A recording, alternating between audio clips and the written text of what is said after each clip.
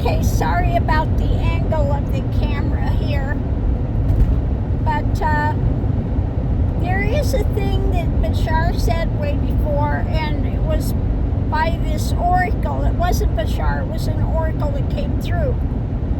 And they said, when the dark night of the soul comes, it calls forth the light within, and when the truth is known, the blind shall see. I think I've got it all right there. So, I could tell you, if you've never experienced a heavy dark night of the soul, I'm not talking about, a little depression, something like that. Here, when the dark night of the soul was felt, it wasn't just my own pain, it was the pain of the world. And it was so intense that I literally could not breathe.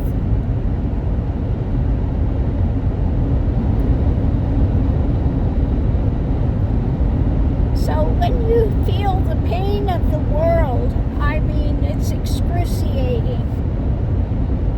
And when that happened, I was praying for it to be taken away. Well, it was taken away, but then it was like being dead.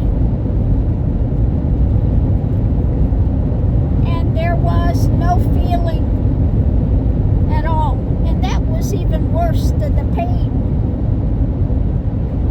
of the world. Then you're praying for the resurrection. When is the resurrection going to happen? Because that's like being a zombie.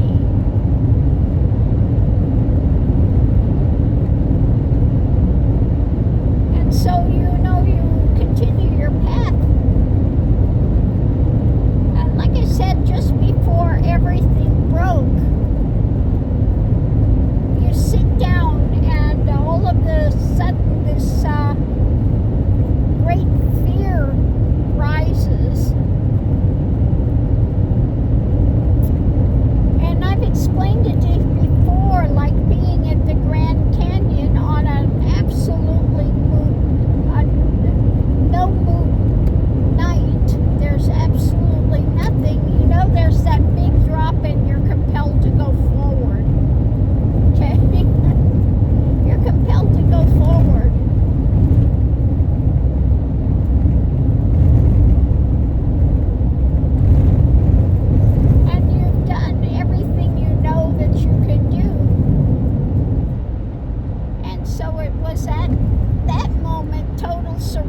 Takes place, and I say on the altar of truth I lay myself, and then all of a sudden everything broke,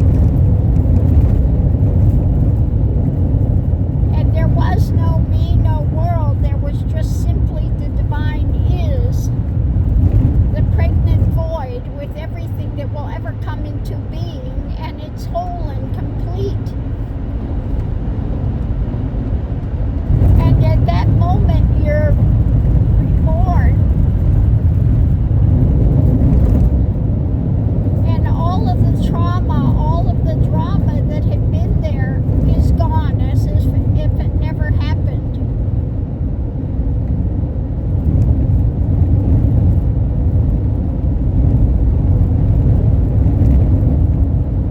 So when he's talking about this dark night of the soul calls forth the truth, when it gets so devastating, you start looking for truth. You start looking for the answers. You start looking, and that's what calls you sometimes on the spiritual path. When you just want, like I said, when I started, I was in severe depression and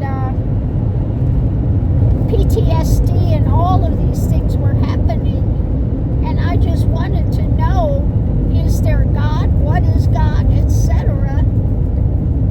And I would do anything. I wanted to get out of this life. I wanted nothing to do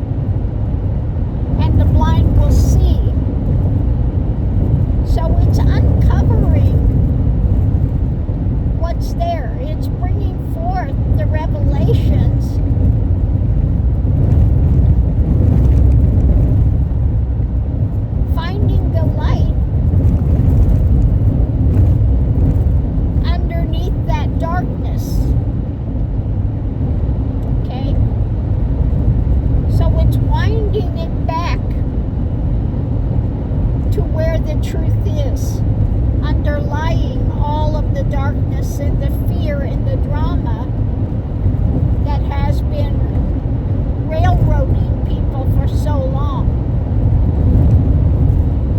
So once that light, that truth is seen, then they'll wake up. They'll wake out of this delusion that's been there for so long. This illusion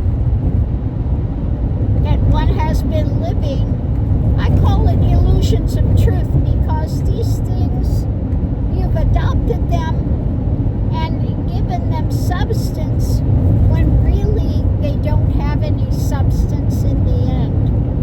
Okay? They are illusions of truth. And these are what calls the illnesses, illusions of humanity from all this dark drama that we have been trudging through. Like I said the other day, put on your waders because we're sloshing through the toxicity.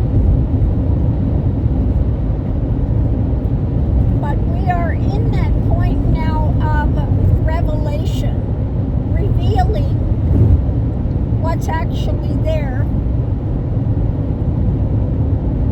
Looking at the dark and seeing the fallacy of it and coming together as a people.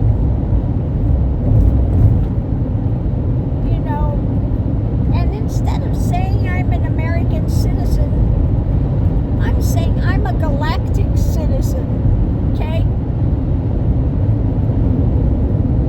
I belong to the whole cosmos, not just America, not just this planet, but to the planetary cosmos. I'm a galactic citizen.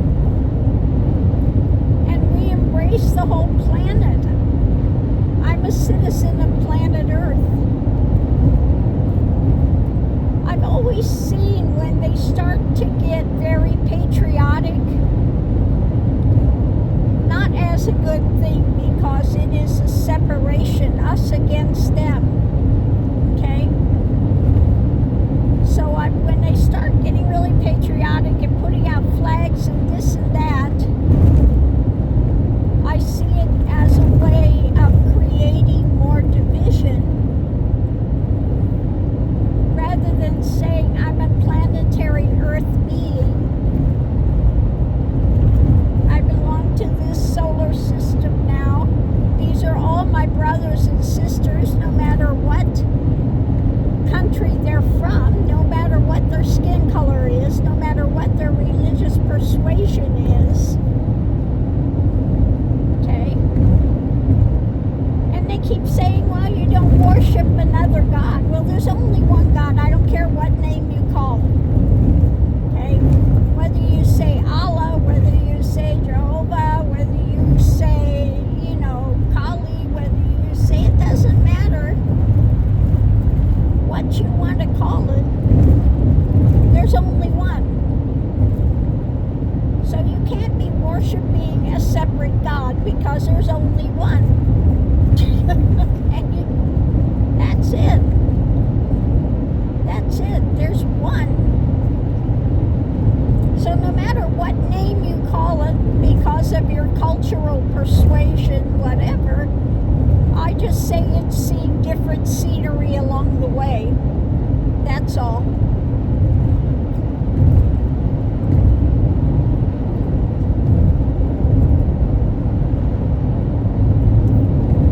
So this is about, again, coming together because every human wants the same thing. They want to be happy. They want to be healthy. They want to have a good place for their children. They want to have a roof over their head. They want to have food in their stomach. They want to feel a sense of importance and love and acceptance. I don't care what part of the earth they come from or even what planet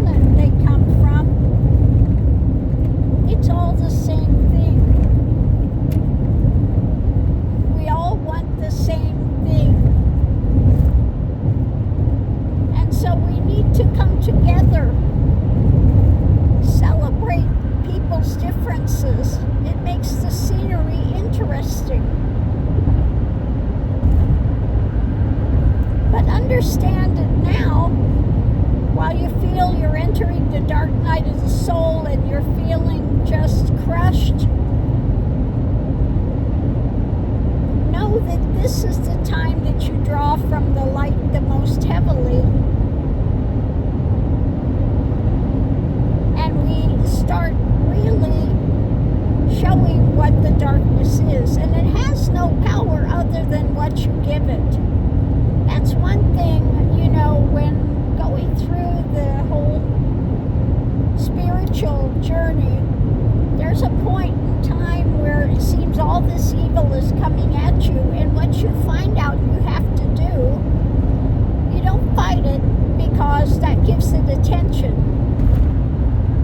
You don't love it, you're not embracing it. You ignore it. You don't give it any energy. Yeah, come on, come, okay? And you give it no energy, and then it gets starved out because it can't feed on you any longer. So again, don't feed it by moving into fear or anxiety, etc. Or setting up these rituals you want to do to try to fight it, because you're giving it attention, you're giving it energy, because you're doing it from a sense of fear. Okay? It's like Christ says, fear not, stand up, fear not. Greater is that light within you than he that's within the world. So again, understand that you have that power. And then people want to say, oh, I'm separated from God. I'm separate. You can't be. If you were separated, you would have no life. If you have life, if you have breath, that's what the life force is. It's that divine is. And you are part and parcel of the divine is. Again, the way I like to express it is the divine is the bulb. The earth plane, this dimension, is the lampshade. And each one of the holes is each one of us. Okay? An expression of the divine. You follow that light back, it goes back to what? The bulb. Okay? That's it. As long as you have light, you are part of that divine expression. So be who and what you are. Follow your happiness. Follow what makes you feel fulfilled. Follow and do what brings pleasure, as long as you are not hurting anyone else. Do what you can to aid humanity. Okay? Do what you can so you can share and uplift humanity. And it doesn't have to be something miraculous and fabulous. It could be as much as opening the door for somebody, smiling at somebody. But do what you can to uplift humanity. So anyway, on that note, I will leave that here. These roads are, the roads I'm on now have been just really bad, so I hope you could hear this, because it's just been, oh my Lord, trying to drive on this road. It's crazy. Anyway, I'm headed north. I'm headed out by Area 51, see what's taking place over there. Kind of making the rounds, if you will. Now, they were having some earthquakes things happening, and I'm wondering if they haven't place and they were having things taking place. So anyway, I just wanted to toddle over by that area and just see, you know, if I see something, if I feel something, what's going on with that at the moment. All good. All good. So on that note, I'll leave that here, and we'll see you online.